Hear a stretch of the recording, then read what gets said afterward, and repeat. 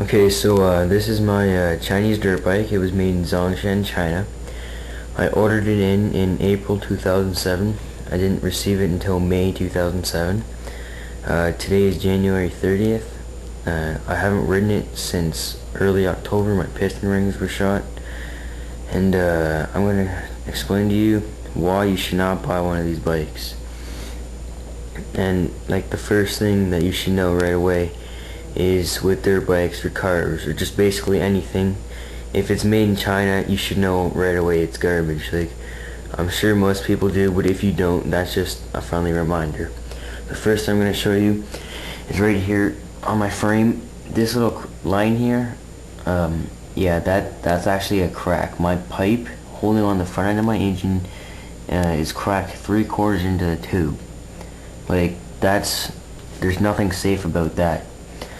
Another thing is, with my back right number plate, there was a piece of metal holding it on. Sorry, I wasn't looking through the camera. There was a piece of metal holding it on, but one fall or just even a drop and you're in trouble. Like, my brake pedal down there, that bent up pretty bad. I bent it back a few times, but like after you bend metal back and forth, it just breaks eventually. Another thing with the bike, my exhaust pipe up here, they welded it on, and I bottomed out one time and the pipe hit off the brake capsule and it just snapped the whole thing up like that and fell off when I was riding. Like, I went to a track. These things are clearly not designed for racing, so me and my father, we welded it back on. Well, to be exact, we brazed it. It wasn't the neatest job, but it was very difficult. Another poor quality feature with this bike is the rubber on the tires. Like, I haven't ridden this much, and the rubber, like, those treads were 6 times the size. Like, it's an odd number, but that's fairly close to how big they used to be. Now they're like less than a centimeter. Another problem I've had with this is the kickstand. It's much too big for the bike.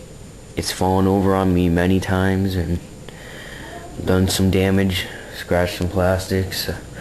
Another thing is the brake capsule. When I was first riding it, the bottom bolt right here, that fell out, and then every time I used the front brake, because it was my first time on it, and like the front brake is the brake to use because it'll stop you faster, the whole thing just started jerking up like that, and it loosened this bolt here and the whole thing just fell out.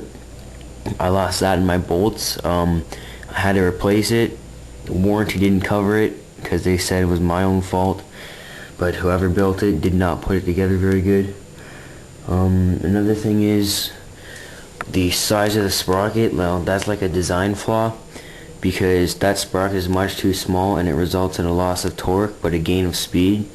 But again, on dirt bikes, speed is not an issue. It's the power for corners and just getting going, because really, if you're talking about a dirt bike, what's the point? Just get a street bike and ride it on the roads.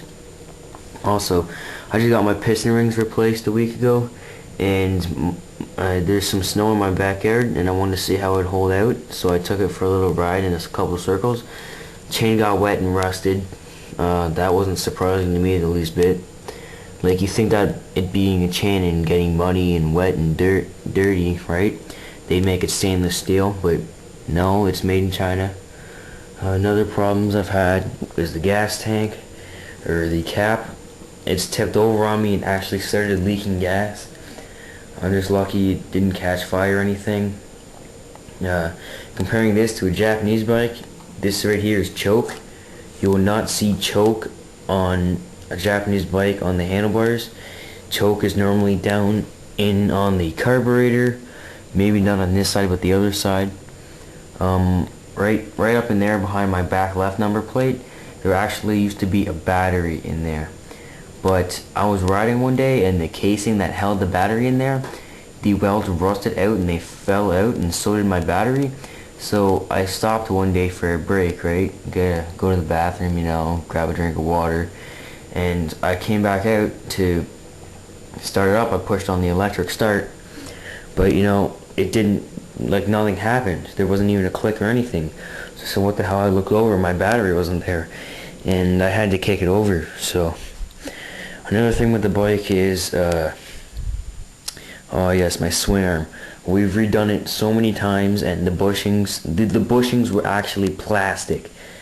Yes, they were plastic. Like bushings, you think they'd be metal, and by suspension, like plastic's not gonna hold out on weight, because this thing is 250 pounds. That weighs more than any Japanese bike you can buy. At least a Japanese motocross bike.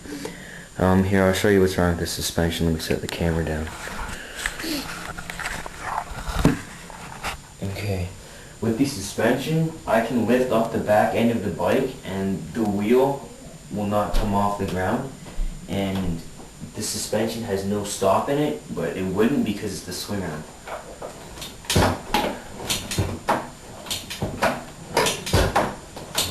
And once again, the kickstand is getting in the way because it is much too long for the bike.